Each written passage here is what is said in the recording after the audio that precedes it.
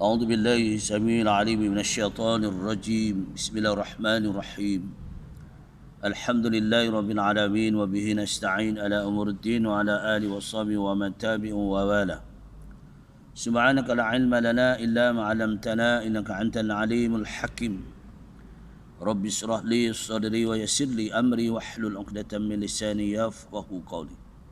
اللهم افتح حكمتك وانصر علينا من غدائن رحمتك يا أرحم الراحمين.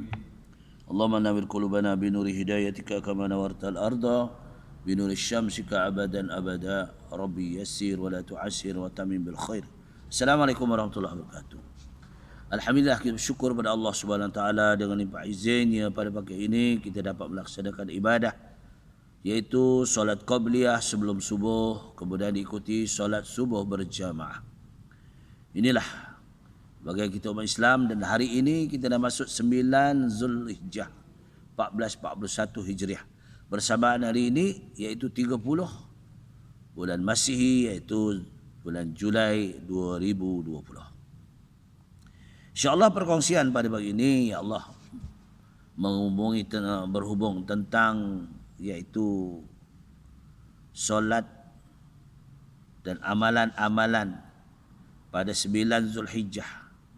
Dan malam nanti kita akan sama-sama melaksanakan takbir Aidil Adha. Dan kita menjana keimanan kita, kerana malam ini merupakan malam Lailatul Izzah, malam kecemerlangan. Jangan kita abaikan malam-malam tersebut. Banyakkan kita takbir.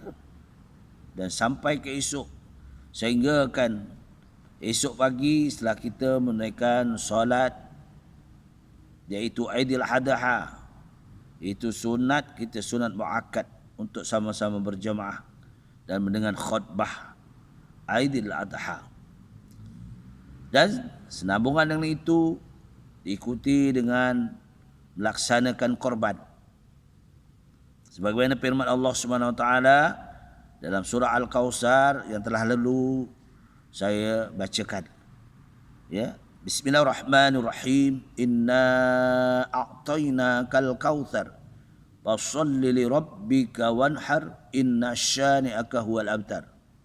Sesungguhnya Allah menyatakan kepada baginda Nabi Muhammad sallallahu alaihi wasallam dan sebagai panduan kita bagi umat Rasulullah sallallahu alaihi wasallam, sesungguhnya berbagai-bagai kebaikan, berbagai-bagai nikmat telah kukurniakan kepadamu wahai Muhammad.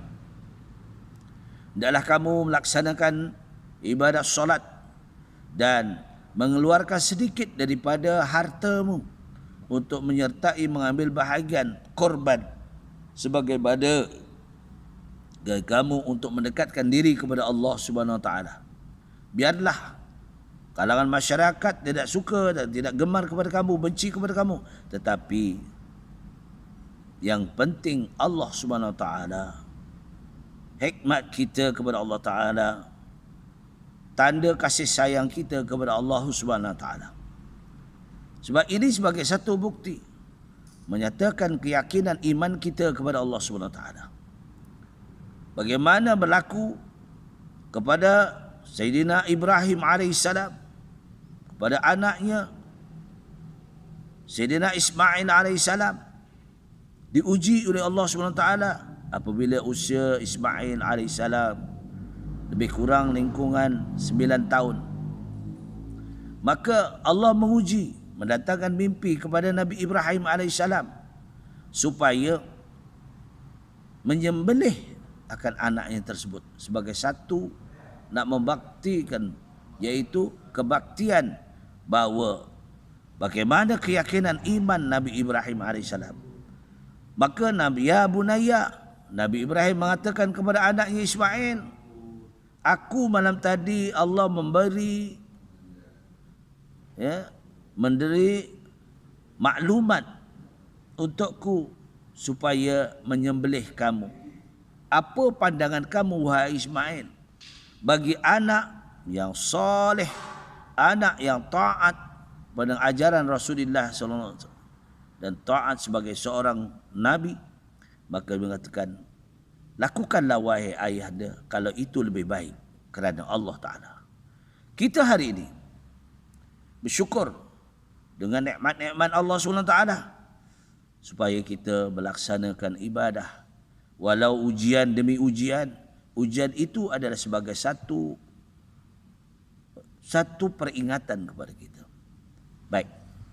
Jadi pada hari ini 9 Zulhijjah, dan insya-Allah lebih kurang dalam pukul 6 nanti, ya, siapa-siapa yang melaksanakan ibadah haji, dan alhamdulillah kita orang Malaysia yang duduk di Arab Saudi ada 8 orang. 8 orang yang diiktiraf dan ditanggung oleh kerajaan Arab Saudi untuk menunaikan ibadah haji pada tahun ini. Alhamdulillah. Sekurang-kurangnya ada wakil negara kita menunaikan ibadah haji pada tahun 1441 Hijrah. Jadi inilah, kita doakanlah mudah-mudahan, dan mereka juga mendoakan kita mudah-mudahan, ya, COVID-19 ini akan berakhir. Tetapi kita perlu mentaati, ya, dan mengikuti aturan-aturan, insya-Allah, sebagai satu usaha daripada pihak Jabatan Kesihatan, supaya kita menjauhi sosial. Tambah-tambah ramai yang balik kampung masa ni. Yang balik kampung seronok sangat. Masa Aidilfitri tak balik kampung, tiba-tiba dibenarkan pula Aidiladha ini balik kampung. Oh, berduyun-duyun lah. Hari ini memang ramai, hebat. Tapi kena ingat, banyak kali di dalam kuliah saya, tazkirah saya selalu berpesan, sediakanlah bekalan makanan, bekalan segala alat untuk kita menunaikan solat. Andai yang kita tak dapat solat di masjid, tak dapat solat di surau, di mana tempat perhentian, tapi kita ada tikar sembahyang yang luas untuk kita berjamaah. Tak kisah sembahyang tu di mana saja boleh, ya, asal tu tempat yang suci, yang bersih, walaupun di tepi jalan. Jangan sampai tak sembahyang, sebab sembahyang itu penting, sebab itu tiang agama. Kalau kita buat yang lain, sembahyang kita tak buat, maka sia-sia jalan amalan kita. Sebab itulah kita sama-sama pada pagi ini, sebagai yang balik kampung, yang semalam, ya, ingatlah pesanan dari Jabatan Kementerian Kesihatan, jangan kita abaikan.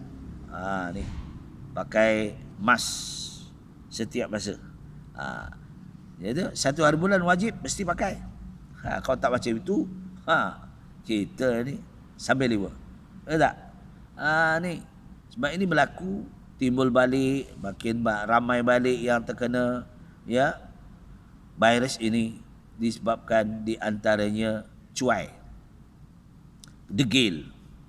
Tapi insya-Allah dengan kepatuhan kita, usaha kita, insya-Allah kita sebagai ikhtiar, ya, bagaimana Allah SWT menyatakan wala tulqu biaidikum ila tahrukah, jangan campakkan diri kamu kepada kebinasaan.